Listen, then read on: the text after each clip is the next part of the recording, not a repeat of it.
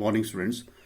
हमने political science के part 1 के कुछ चैप्टर्स कर लिए हैं। पार्ट 2 के हमारा जो है चैप्टर नंबर 4 चला हुआ था। चैप्टर नंबर जो 4 है आपका वो था आपका जिसका टाइटल है द्वितीय विश्व का बिखराव और द्विध्रुवता का विघटन, जिसको इंग्लिश में कहेंगे disintegration of the second world and the collapse of bipolarity. तो आपने ध्यान देना है, जिस तरह से मैंने आपको डेफिनेशन कही थी कि प्रथम विश्व क्या होता है, द्वितीय विश्व क्या होता है, तृतीय विश्व क्या होता है, चतुर्थ विश्व क्या होता है, उनके एग्जाम्पल्स आपने याद रखने हैं, डेफिनेशंस याद रखनी है। फिर आपने देखना है कि सोवियत प्रणाली क्या थी। ये 2 या 3 नंबर का मार्क्स आता है इंग्लिश में, जिसको कहेंगे व्हाट वाज सोवियत सिस्टम। ये एक सिस्टम था जो सोवियत संघ के द्वारा बनाया गया था। और सोवियत संघ किस वर्ष जो है डिसइंटीग्रेट हो गया था, टूट गया था, उसका विघटन हो गया था। तो इसका आंसर आपका रहेगा 31 दिसंबर 1991। सोवियत संघ जो है से सोवियत प्रणाली से हमारा अभिप्राय एक ऐसी व्यवस्था से है, एक ऐसे सिस्टम से है जिसमें एक दलीय व्यवस्था पर आधारित शासन की प्रमुखता दी जाती है। वहां पे एक सिर्फ दल होता है। सोवियत संघ में एक दल था, उसको प्रमुखता दी गई थी। और इस व्यवस्था ने उत्पादन और जो वितरण के साधन थे, जितनी भी फैक्ट्रीज थी जिसमें उत्पादन किया जाता था फिर उनका वितरण किया जाता था, उनके साधनों पर सरकारी नियंत्रण रखा हुआ था। राज्य का जो उसमें मूल उद्देश्य था, मतलब पूरे देश का जो मूल उद्देश्य था वो था कि अपने नागरिकों को जीवन की मूलभूत आवश्यकताओं की पूर्ति करवाना था। और इस प्रणाली का जो आरंभ था सोवियत संघ में 1917 की क्रांति के पश्चात हुआ था। ठीक है। और तथा जो जितने भी आपके द्वितीय विश्व युद्ध के पश्चात पूर्वी यूरोप के देश थे, जैसे पोलैंड है, चेकोस्लोवाकिया है, आपकी यूगोस्लाविया है, रोमानिया है, हंगरी है, और दक्षिण पूर्व एशियाई देश जिसमें लाओस है, कंबोडिया है, वियतनाम है, आपके उत्तरी कोरिया है आदि, इन देशों ने इसमें ये इस तरह की प्रणाली को अपने देश में अपनाया था। तो ये आपने याद रखना है कि सोवियत प्रणाली क्या थी। 2 या 3 मार्क्स का क्वेश्चन आपको आता है। दूसरा आपको रहेगा कि सेकंड विश्व के बिखराव के क्या कारण थे। मैंने आपको पहले भी कहा था कि स्टालिन जो थे उस वक्त जो शासक थे रूस के, उनकी आक्रामक नीतियां रही थी, अटैकिंग पॉलिसीज ऑफ स्टालिन। इसमें से 3-4 पॉइंट्स आपने याद रखने कि इनकी क्या आक्रामक पॉलिसी रही थी। दूसरा जो था चीन की आकांक्षाएं बढ़ गई थी, चाइनीज डिजायर हो गया बढ़ गई थी। 1949 में जो है 49 में जो है आपका चीन एक साम्यवादी देश बन गया था। और तीसरा कारण था आपका जो आपकी बुक में दे रखा है वो है आपका दितांत युग का आरंभ हो गया था, बिगिनिंग ऑफ डिटेंट हो गया था। और गुटनिरपेक्ष आंदोलन की जो है भूमिका बढ़ रही थी और सैन्यकरण पर अधिक बल दिया जा रहा था। यूरोप में साम्यवाद जो है विरोधी लहर चलनी शुरू हो गई थी और उदारवाद का भी प्रभाव शुरू हो गया था, जिसको हम कहेंगे इंग्लिश में इन्फ्लुएंस ऑफ लिबरलिज्म, उसका भी प्रभाव होना इसमें ज्यादा शुरू हो गया था। और था दयनीय आर्थिक स्थिति थी, मिजरेबल इकोनॉमिक कंडीशंस हो गई थी, गोर्बाचेव की नीतियां शुरू हो गई थी। यहाँ पे आपने याद रखना है गोर्बाचेव जो थे वो सोवियत संघ की सत्ता में आए थे 1985 में, और इनका नाम था मिखाइल गोर्बाचेव। इन्होंने 2 नीतियां बनाई थी उस वक्त और इन्होंने बहुत सारे बदलाव आए थे। ये क्वेश्चन आपको 2 या 3 नंबर में आता है कि what do you mean by glasnost and perestroika. ये रशियन वर्ड है, रशियन शब्द है। ग्लासनोस्त और पेरेस्ट्रोइका से आप क्या समझते हैं? ठीक है, तो ये आपने याद रखना है कि ग्लासनोस्त क्या है, पेरेस्ट्रोइका क्या है। फिर आपका जर्मनी का एकीकरण हो गया था। और जर्मनी का एकीकरण किस वर्ष हुआ, ये भी जो आपका एमसीक्यू टाइप के क्वेश्चन आते हैं 1 मार्क्स के, उसमें ये आ सकता है। और बाल्टिक जो गणराज्य थे उनका विलय हो गया था। तो ये सारे जो कॉन्सेप्ट थे, और नेतृत्व का अभाव था उस वक्त, जो आपका नेतृत्व चल रहा था उसकी बड़ी कमी थी, इसकी वजह से भी जो भी था आपका बिखराव हो गया था आपका सेकंड वर्ल्ड कंट्रीज का। सेकंड वर्ल्ड कंट्रीज कौन है? जो फॉलो करती थी कम्युनिस्ट आइडियोलॉजी को, सोवियत संघ के साथ जो जुड़ी भी थी, जैसे पोलैंड है, यूगोस्लाविया है, चेकोस्लोवाकिया है, वियतनाम है, क्यूबा है, ये सारे देश इसमें जो आपके ये सेकंड वर्ल्ड कंट्रीज आ जाएंगे। फर्स्ट वर्ल्ड कंट्रीज क्या थी?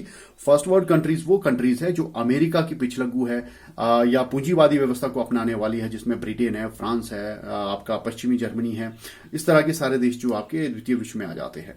तृतीय विश्व क्या होंगे? जो विकासशील देश है, जैसे भारत है, पाकिस्तान है, बांग्लादेश है, चीन है, ये सारे जो है विकासशील देश जो है, इनको हम तृतीय विश्व या थर्ड वर्ल्ड कंट्रीज कहते हैं। फोर्थ वर्ल्ड कंट्रीज क्या है, मैं फिर से रिपीट कर रहा हूं, फोर्थ वर्ल्ड कंट्रीज है oil producing countries. Oil producing मतलब जो कच्चा पेट्रोलियम जो है उत्पादन करते हैं और उसको बेचते हैं, और जिनकी जो आर्थिक व्यवस्था है वो बाकी विकसित देशों से भी बहुत ज्यादा आगे निकल चुकी है। उन्होंने इतनी तरक्की कर ली अपना पेट्रोलियम बेच करके। पेट्रोलियम जब बेचते हैं तो उसके बाद जो है, जैसे हमारा भारत देश है, 80% पेट्रोलियम हम जो है बाहर देशों से मंगाते हैं, अमेरिका से, सोवियत संघ से, गल्फ कंट्रीज, ईरान से, इराक से, कुवैत से, बहरीन से, यहां से हमारा पेट्रोलियम आता है। हमारे यहाँ पे रिफाइनरीज है, रिफाइनरी इंडस्ट्रीज है, उसको रिफाइन करती है, उससे पेट्रोल बनता है, डीजल बनता है, नेफ्थालीन बनता है, कैरोसिन बनता है, बहुत सारे प्रोडक्ट्स बनते हैं, तो जिनका हम इस्तेमाल अलग अलग इंडस्ट्रीज में या अलग अलग, खास करके डीजल और पेट्रोल का इस्तेमाल हमारे जो है जितनी भी गाड़ियां हैं, व्हीकल्स है, 2 व्हीलर्स है, 3 व्हीलर्स है, 4 व्हीलर्स, उनमें उनका इस्तेमाल किया जाता है। परिवहन व्यवस्था में जो है कच्चे तेल का इस्तेमाल जो है उसको परिष्कृत करके जो है डीजल, और जब इसमें कन्वर्ट किया जाता है पेट्रोल में, तो वहां पे हम उसको इस्तेमाल इस्तेमाल करते हैं।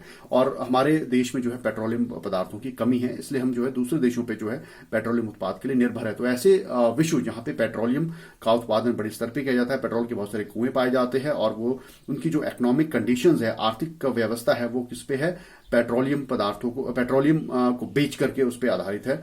और उन्होंने अपनी जो इकोनॉमी है, अर्थव्यवस्था है, वो विकसित देशों से भी ज्यादा विकसित कर ली है इतना पेट्रोल बेच करके। तो उनको हम चतुर्थ विश्व के देश कहते हैं, ये आपने याद रखना है। फिर आपका जो बुक में दे रखा है new entities in the world politics. जैसे ही आपका जो सोवियत संघ टूट गया था, उसके बाद जो उसका जो उत्तराधिकारी देश बना है, जो सक्सेसर कंट्री बनी है, वो रशिया थी, रूस बनी है, ये आपने याद रखना है। और इसी तरह से बल्कान स्टेट क्या है, ये आपने याद रखना है। बल्कान का मतलब होता है, जो उसका शाब्दिक करता है, लिटरल मीनिंग है, वो होता है डिवीजन, टूटना, विभाजन, ठीक है। 20वीं सदी के आरंभ में जो अनेक बड़े बड़े साम्राज्यों का जब पतन हुआ था, तो इसके परिणाम स्वरूप जो थे छोटे छोटे जो है राज्य अस्तित्व में आए थे। ऐसे साम्राज्यों में जो था ऑटोमन था आपका यूरोप में, और ऑस्ट्रो हंगेरियन था, इसी तरह से ये प्रमुख थे।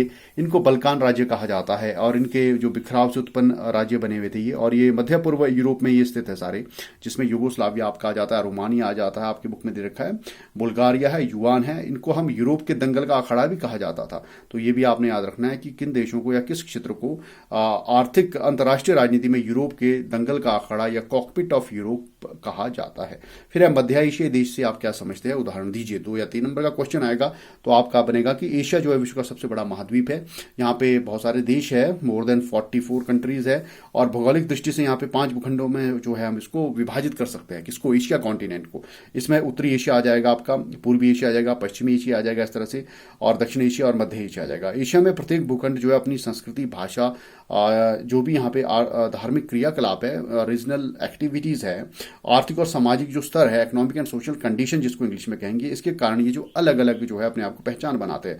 मध्य एशिया में जो मुख्य देश आते हैं उनके नाम आपने याद रखने हैं, Kazakhstan, Uzbekistan, Kyrgyzstan, Tajikistan, Turkmenistan, Azerbaijan, Armenia, Georgia आदि देश शामिल है। ये सारे चीज इन देशों की, मध्य एशियाई देशों की ज्यादा विशेषता क्या है, क्योंकि यहाँ पे जो है आपका इन गणराज्यों में, इन देशों में जो है कच्चे तेल और जो प्राकृतिक गैस है, इसके बहुत सारे भंडार है। इसलिए जो विश्व के बड़े जो आर्थिक दृष्टि से, या जो अभी सुपर पावर है, जैसे अमेरिका है, रशिया है जो है, और चीन है, यहाँ पे ये अपने अपना जो है प्रभाव क्षेत्र बढ़ाना चाहते हैं। किस लिए, क्योंकि इन देशों के पास, मध्य एशियाई देशों के पास जो है पेट्रोलियम के पदार्थ है, और प्राकृतिक गैस जो है प्रचुर मात्रा में पाई जाती है। तो ये आपने क्लियर कर लेना है। आपके इसमें क्वेश्चन दे रखे हैं, प्रथम विश्व से आप क्या समझते हैं, तृतीय विश्व से, चतुर्थ बल्कान देशों से आप क्या समझते हैं, मध्य एशियाई देशों के नाम लिखिए। ये सारी चीजें आपने क्लियर करनी है। सोवियत संघ के विघटन के परिणाम क्या निकले, और सोवियत संघ के विघटन के मुख्य कारण क्या थे। द्वितीय विश्व से आप क्या समझते हैं, सोवियत संघ का विघटन कब और क्यों हुआ था, ये, और यूरोप के दंगल का अखाड़ा किसे कहा जाता है। ये मोस्ट इंपॉर्टेंट क्वेश्चंस बनते हैं।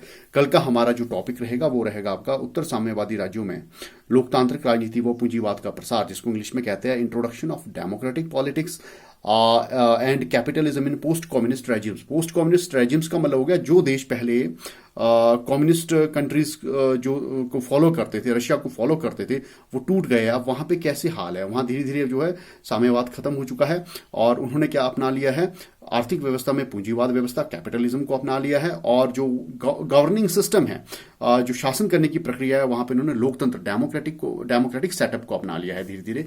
तो वहां पे इन देशों में अब किस तरह के बदलाव आए हैं, किस तरह के चेंजेस आए हैं, किस तरह का इनका इंटरनेशनल पॉलिटिक्स में प्रभाव है या इनकी पहचान है, इसके बारे में हम जो है कल पढ़ेंगे। और इसका मोस्ट इंपॉर्टेंट क्वेश्चन इस चैप्टर से आपको बनता है, शॉक थेरेपी से आप क्या समझते हैं। ये क्वेश्चन हमेशा ही आता है, A, B या C सीरीज, जो भी 3 सीरीज आपकी पॉलिटिकल साइंस में है, किसी न किसी सीरीज को ये डेफिनेट आएगा। और मेरी आशा रहेगी कि आप जो है प्रॉपर वे से स्टडी करें। अपने जो भी पॉलिटिकल साइंस के आपको मटेरियल प्रोवाइड करवाया जा रहा है, लिंक के थ्रू हर घर पाठशाला जो गवर्नमेंट समग्र शिक्षा अभियान के तहत जो है हिमाचल प्रदेश के सभी स्कूलों के विद्यार्थियों को अलग अलग सब्जेक्ट्स पे दिया जा रहा है। प्लस जो टीचर आपको अपनी सेल्फ मेड कंटेंट दे रहे हैं, तो इन दोनों का इस्तेमाल करके आपने इस वक्त का, इस समय का जो है प्रॉपर सदुपयोग करना है। क्योंकि आपको पता है अभी हाल ही में जो है 31 अगस्त तक आपका जो है स्कूल कॉलेजेस बंद रहेंगे। तो आप देख सकते हैं कि साल का एक बहुत बड़ा जो हिस्सा है, major portion of the calendar year जो आपका एकेडमिक कैलेंडर ईयर का, वो पूरा का पूरा लॉकडाउन में चले गया है। तो अब आपके पास बहुत कम समय रहेगा। इस कम समय में आपने बहुत अच्छा इसका सदुपयोग करना है इस समय का, और अपने एकेडमिक लेवल को बहुत ज़्यादा इंप्रूव करने की कोशिश करनी है, और एक टाइम टेबल बनाना है कि आप हर सब्जेक्ट में अच्छे जो है मार्क्स स्कोर कर सके, अपनी परसेंटेज बना सके और अपना फ्यूचर जो है उसको ब्राइट कर सके। इन्हीं शब्दों के साथ जय हिंद, जय Bharat. Have a great day.